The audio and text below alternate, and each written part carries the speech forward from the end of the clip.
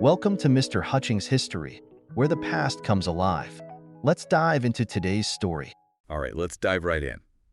Today we're going deep into student unrest during the Nixon years, using that Mr. Hutchings History episode you sent over as our guide. Sounds good. It's just fascinating, right?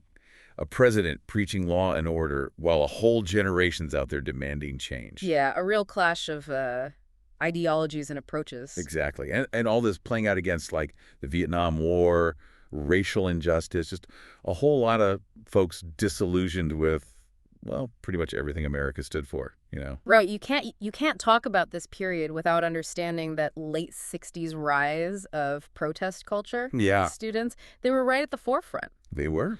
Think about it, the Civil Rights Movement, the Vietnam War, the whole counterculture explosion, it all just kind of fed this sense that things had to change, and fast. Like NWU. Yeah, exactly. And that they weren't afraid to challenge the powers that be, Totally. And then you've got Nixon on the other side, talking about the silent majority. Right, those who felt. Like things were going too far. Yeah, uneasy about all the upheaval, yearning for, I guess you could say, a return to normalcy. Stability, which honestly a lot of people craved at the time. Oh, absolutely. And Nixon, he positioned himself as the guy to bring it back. He was the strong man, the one who could restore order amidst the chaos. And it worked. The source mentions a poll. Get this, 84% of Americans thought protesters were getting off too easy. Wow, that's pretty telling. Right. It shows just how much Nixon tapped into a real sentiment, a yearning for that stability. He gave voice to a segment of the population that felt unheard, and that's powerful. For sure. But okay, let's get into some specifics. Like, what were the big events that really escalated things? Well, you got to start with the Moratorium in '69. Huge. Not just some campus thing. This is the largest anti-Vietnam War protest in U.S. history. I mean, all walks of life were there, right? Oh, yeah. Students, workers, families, you name it. It really showed just how deeply anti-war feeling had spread throughout the country. It was a real turning point, Yeah. The movement went mainstream. Not fringe anymore. Exactly. It was no longer a small radical group. It was a significant portion of the American public saying this war has to end. And for Nixon, who was so invested in that war. A direct challenge to his authority. Absolutely. And then things get even more intense, right? The source talks about some of the more radical actions, like the Black Panthers setting fire to Yale's law library. Oh, yeah. That was a shocking incident for sure. Meant to, like, highlight systemic racism and injustices against Black activists. You have to see it in the context of the time. For the Black Panthers and other groups, traditional protest wasn't working. They felt ignored. Exactly. They felt ignored, so they resorted to these more dramatic, even violent acts to force the conversation, to make people pay attention to their demands. And it definitely got people's attention, but it's a tactic that's been debated ever since, whether it was effective or counterproductive. definitely a big shift in, like, the tactics being used. And you can imagine how this played right into Nixon's hands. Yeah. Right? Law and order suddenly takes on a whole new urgency. Absolutely. Nixon used these incidents to justify a much harsher response, a crackdown on dissent. We see more collaboration between federal and local law enforcement. The National Guard gets called in, mass arrests, tear gas, batons. It was a real escalation in the use of force against protesters, no question. And it wasn't just about stopping protests. The source mentions surveillance and intimidation, like J. Edgar Hoover and the FBI's COINTELPRO. Yeah, infiltrating and disrupting activist groups, definitely a darker side to the government's response. For sure. Things start to feel a bit Big Brother-ish at this point. Well, the question is, where's the line? The Nixon administration saw student protests as a national security threat. Right. But using these kind of tactics raises serious questions about civil liberties, a debate that's still relevant today. Absolutely. So we've got this clash, students protesting, government cracking down. But how do historians actually make sense of it all? Well, that's the thing, isn't it? There are many ways to interpret these events. The source lays out four main perspectives. Progressive, conservative, social history, and Marxist, each offering a different lens through which to view this period. I'm really curious to hear how those play out. Let's start with the progressive view. What's their take? Okay, so for progressives, these protests were a necessary response to injustice, right? Makes sense. The Vietnam War, racial inequality, these were huge issues. They were. And they acknowledged that, sure, maybe there were some excesses. Like things got out of hand sometimes. Right. But overall, they see the movement as a positive force for social change. They're focused on the motivation, the genuine desire to make things better. Yeah, and the systemic issues that were driving that desire. It makes you wonder, what if those in power had actually listened instead of cracking down? Interesting thought, isn't it? Like, could things have unfolded differently? Right. Okay, so that's the progressive side. Now, what about the conservative perspective? How they see things? Well, they see the unrest as almost a symptom of societal decline. Like things were falling apart. Exactly. A breakdown of traditional values, disrespect for authority. And Nixon's firm hand was needed to, like, stop the bleeding. Right. Prevent further chaos, uphold those traditional norms. So they're more focused on the disruption, the challenge to the establishment. And for them, Nixon's response was essential to maintain order and prevent things from spiraling completely out of control. It's fascinating how two totally different interpretations can come from the same set of events. That's the beauty of historical analysis, right? It's not just about the facts.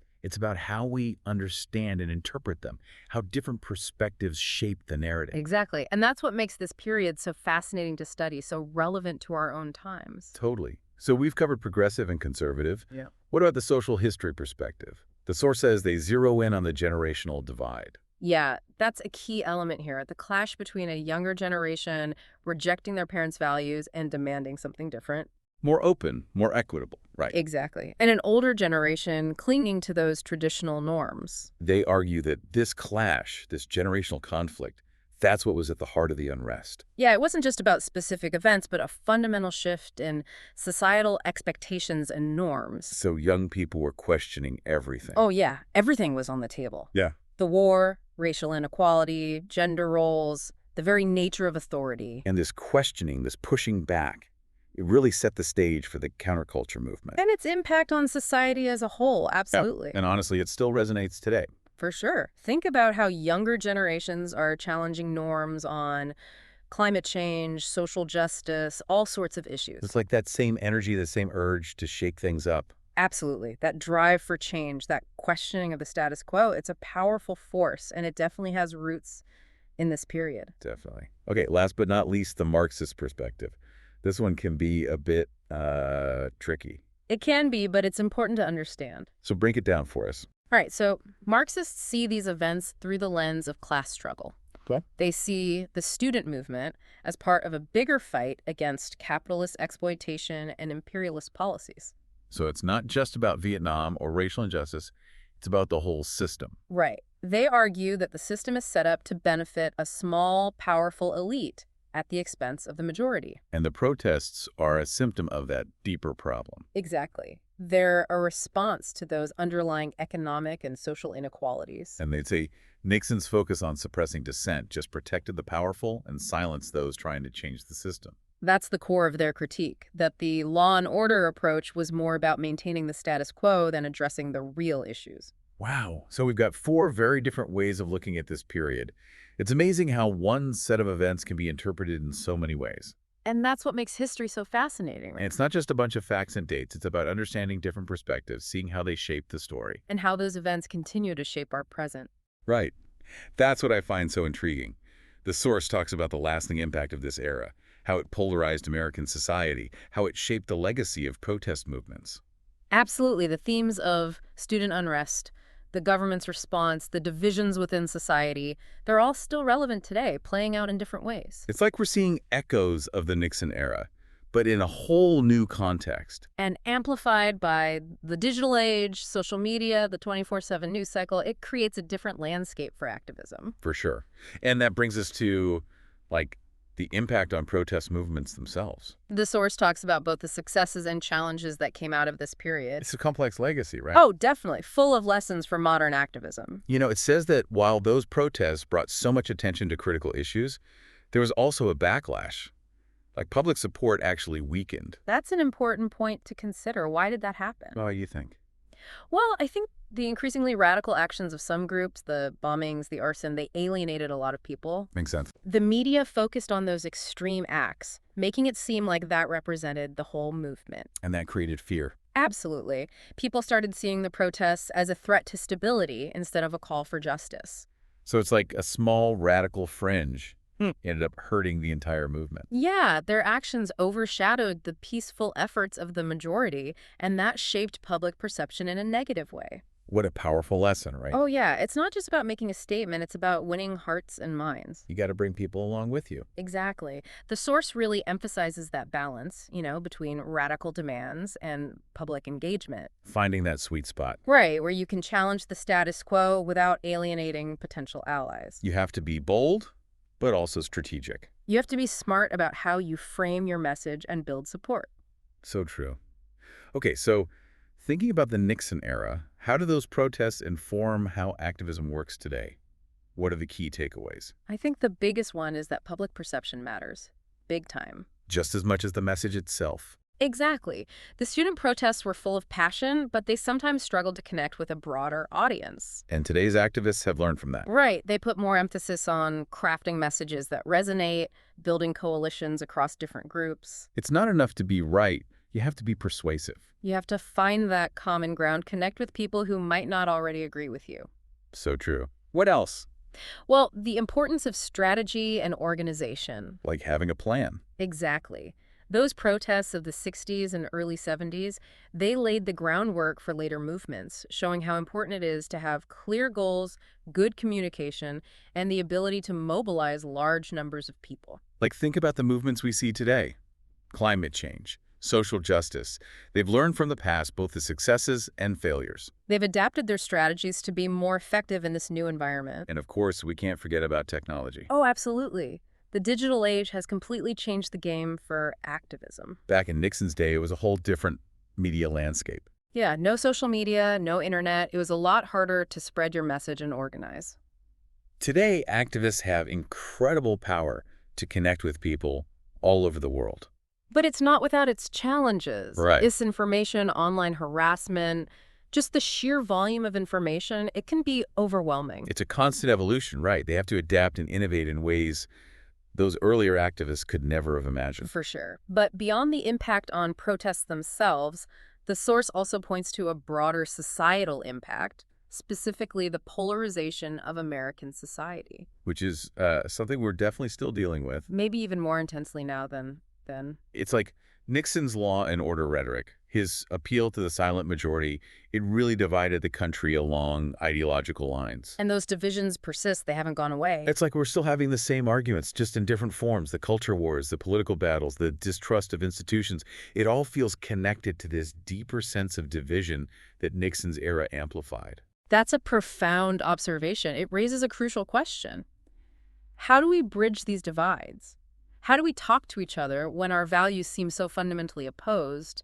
How do we find common ground when everything feels so polarized? Those are tough questions, and I don't know if there are easy answers. No easy answers, but maybe by understanding how we got here, by learning from the past, we can start to find a way forward. History doesn't give us solutions, but it does give us context. It helps us understand the forces that shape our present, and that can help us make more informed decisions about the future. So, bringing it back to Nixon, he took a hard line against the student unrest, pushing that law and order message, using some pretty tough tactics. Right.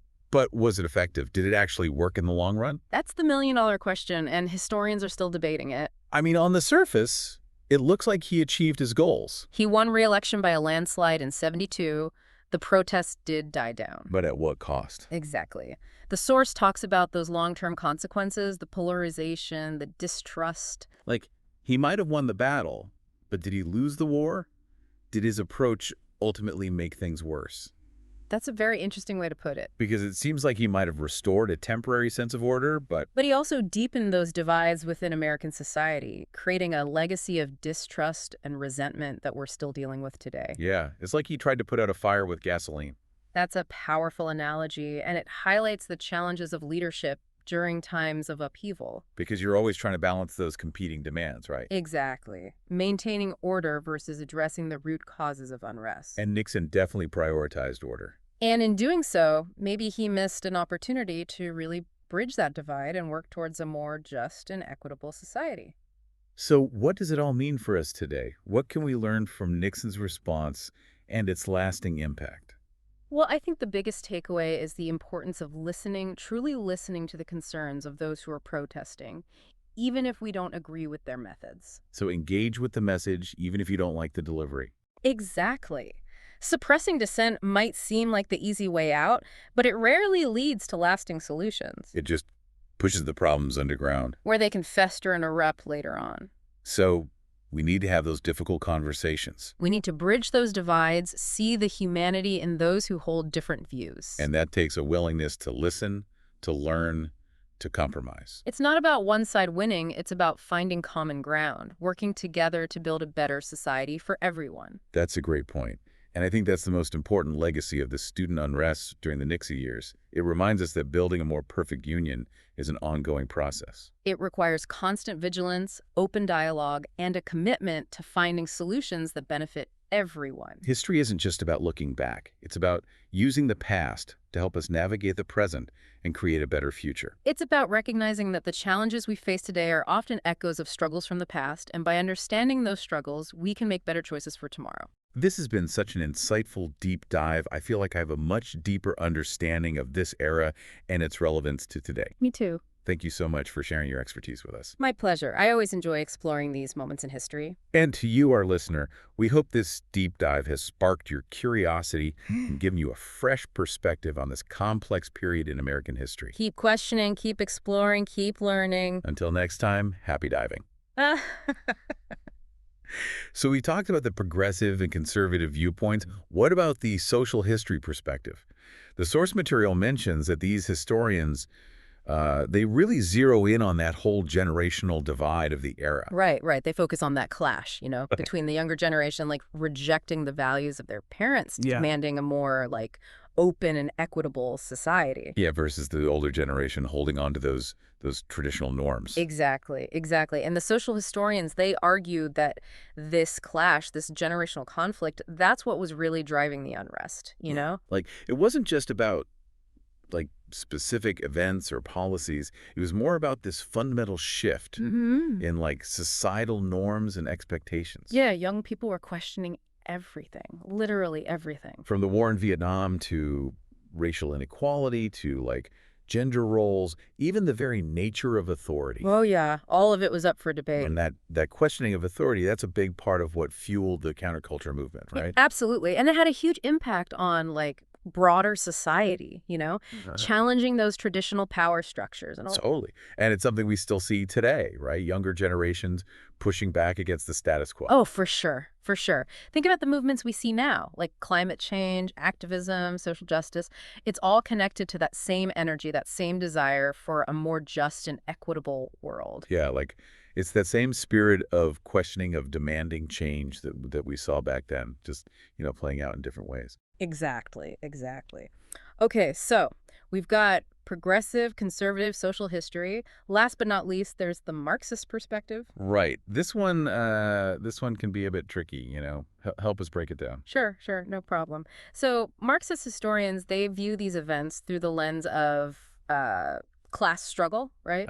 Yeah. So they see the student movement as part of this broader fight, against capitalist exploitation and imperialist policies. So it's not just about like Vietnam or racial injustice and isolation. Yeah. They see it as part of this bigger systemic problem. Right. They're saying the system itself is rigged, It's set up to keep most of the wealth and power in the hands of a small elite while everyone else is left fighting over scraps. Okay, I see. So for them, the protests were a symptom of that deeper issue, that fundamental inequality built into the structure of society. Exactly. And they critique Nixon's administration for, focusing on suppressing dissent instead of actually addressing those underlying economic and social problems, So they'd say his law and order approach was more about protecting the powerful than actually creating a just society. Right. They see it as a way to maintain the status quo and silence those who were trying to challenge it. So we've got 4 very different interpretations of this period, each highlighting a different aspect of what was going on. Yeah, it's amazing how one set of events can be seen through so many lenses, right? It really shows how history isn't just about facts. It's about how we interpret those facts, how different perspectives can shape our understanding. Absolutely. And what's really interesting is how these events continue to shape our present, Right. The source material really emphasizes that lasting impact, that polarization of American society and the legacy of protest movements. And it all feels incredibly relevant to the world we live in today, doesn't it? Totally. It's like we're still dealing with many of the same issues, just in different forms. The themes of student unrest, the government's response, those societal divisions, they're all still playing out, just in new ways. Yeah, it's like we're seeing echoes of the Nixon era, Yep. but amplified by like the digital age and all that. Absolutely. The way information spreads now, the role of social media, it creates a whole new landscape for activism and social movements. And that brings us to the impact on protest movements themselves, right? The source mentions both the successes and the challenges that stemmed from this period. Yeah, it's a mixed bag for sure. A lot of lessons to be learned from both the victories and the setbacks of that era. You know, it makes a really interesting point. It says that while the protests brought incredible attention to those critical issues, there was also this backlash, like public support actually weakened. Right. And that's something that's really important to understand. Why did that happen? Yeah, why do you think public opinion shifted? Well, I think, some of the increasingly radical actions like the bombings and arson we talked about, they alienated a significant portion of the population. Like it turned people off from the whole movement. Yeah, and the media, they often focused on those extreme acts, making it seem like that represented the entire movement, which wasn't really accurate. So it created this climate of fear, right? Absolutely. And that led a lot of people to see the protests as a threat to stability rather than a call for justice. It's like the actions of a small radical fringe ended up overshadowing the peaceful efforts of the majority. Yeah, and that really shaped public perception in a negative way, ultimately hurting the movement as a whole. Wow, that's a really powerful lesson for activism today, right? Oh, absolutely. It's not just about making a statement, it's about winning hearts and minds. You got to bring people along with you, not alienate them. Exactly. The source really emphasizes that balance, between making bold demands and engaging the public in a way that builds support. So finding that sweet spot, Mm. being radical but also strategic. Right. You have to be smart about how you frame your message and build a broad base of support. Okay, so with all that in mind, how do the protests of the Nixon era inform how activism works today? What are the key takeaways for modern movements? Well, I think one of the biggest takeaways is that public perception matters. It really, really matters. Like just as much as the message itself. Absolutely. You got to be able to connect with people, win them over to your side. And it sounds like the student protests, while driven by passion, sometimes struggled with that. Yeah, they didn't always do a great job of connecting with a broader audience, and that hurt them in the long run. But today's activists have learned from those mistakes. Right. All right. They put a lot more emphasis on, crafting messages that resonate with a wider range of people, building coalitions across different groups. It's not enough to be right. You got to be persuasive. Exactly. You got to find that common ground, connect with people who might not already agree with you. Okay. What else? What other lessons can we draw from that era? Well, another big one is the importance of strategy and organization. Having clear goals, effective communication, the ability to mobilize large numbers of people. So having a plan, basically. Yeah, and the protests of the 60s and early 70s, they laid the groundwork for a lot of the movements we see today. They showed how important that strategic thinking is. Like, think about the climate change movement, social justice movements. They've learned from both the successes and the failures of the past, right? Absolutely. They've adapted their strategies to be more effective in this new environment. And of course, we can't ignore the impact of technology, right? Oh, totally. The digital age has completely changed the game for activism. Back in Nixon's day, it was a whole different world. No internet, no social media. Yeah, it was a lot harder to spread your message and organize events. Now activists have this incredible power to connect with people all over the globe. But it's not without its challenges. Misinformation, online harassment, just the sheer volume of information out there, it can be a lot to navigate. Yeah, it's a constant evolution. They have to be really adaptable and innovative. For sure, for sure. But beyond just the impact on protest movements themselves, the source also points to a broader societal impact, specifically the polarization of American society.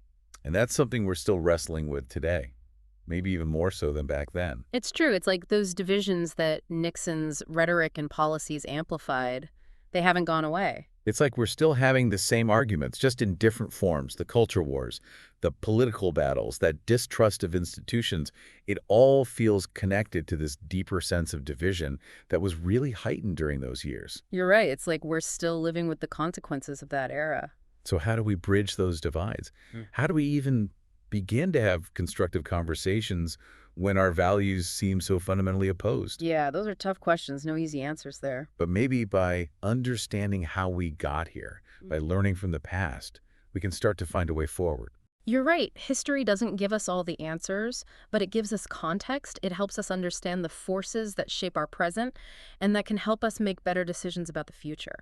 So bringing it back to Nixon, he took that hard line against the student unrest, pushing that law and order message, using some pretty intense tactics to maintain control. Right, a very forceful approach. But was it effective? Did it actually work in the long run? That's the million-dollar question, isn't it? And historians are still debating it today. I mean, on the surface, it looks like he achieved his goals, he won re-election, the protests died down. He did. But the source makes us consider those long-term consequences, the polarization, the distrust, the damage that might have been done to the fabric of American society. Yeah, it's like he might have won the battle, but did he lose the war? Did his approach ultimately make things worse? That's a really interesting way to put it. Because it seems like he might have restored a temporary sense of order, But he also deepened those divides within American society, creating a legacy of distrust and resentment that, we're still dealing with today. yeah, it's like he tried to put out a fire with gasoline. A powerful analogy. It really highlights the challenges of leadership during these kind of turbulent times. Right, because you're always trying to balance those competing demands, like keeping things under control versus actually getting to the root of the problem. Exactly. Maintaining order versus addressing those underlying causes. And Nixon, he was all about order. He was. And maybe in doing so, he kind of missed a chance to really bridge the divide, work towards a more just and equitable society. So what does all this mean for us today? What can we learn from Nixon's response and its lasting impact on everything? I think the biggest takeaway, honestly, is the importance of listening. Really listening. Yeah, truly listening to those who are protesting, especially when we don't agree with how they're doing it. So engage with the message, even if you don't love the delivery. Right, because suppressing dissent, it might seem like the easy way out, but it rarely solves anything in the long run. Just pushes the problems under the rug. Exactly. They fester, they grow, they come back even stronger later on. So we got to be willing to have those tough conversations. We got to find ways to bridge those divides, to see the humanity in those who see the world differently than we do. And that takes, a willingness to listen, to learn, to compromise. Absolutely. It's not about one side winning and the other losing. It's about finding that common ground, working together to create a society that works better for everyone. And that's a great point. And I think that's maybe the most important legacy of this whole era, What do you mean? That it reminds us that building a more perfect union, it's not a destination, it's a journey. It's an ongoing process. It is. It definitely is. It requires that constant vigilance, that open dialogue, that commitment to finding solutions that actually benefit everyone. History isn't just about looking back. It's about using those lessons from the past to navigate the present and create a better future. Yeah. It is. It's about recognizing that the challenges we face today, they're often just echoes of struggles that have come before. And by understanding those struggles, we can equip ourselves to make better choices for tomorrow. Absolutely. We don't have to repeat the mistakes of the past. This has been an amazing deep dive. I feel like I've learned so much about this era and its relevance to the world we live in today. Me too. It's been a great conversation. Thanks so much for sharing your expertise with us. My pleasure. Always happy to talk about this stuff. Yeah, and to you, our listener, we hope this deep dive has, sparked your curiosity, given you a new perspective on this really complex and frankly, fascinating period in American history. Keep questioning, keep exploring, keep learning. That's what it's all about. Until next time, happy diving. Thanks for listening to Mr. Hutchings History. Keep exploring, and we'll see you next time.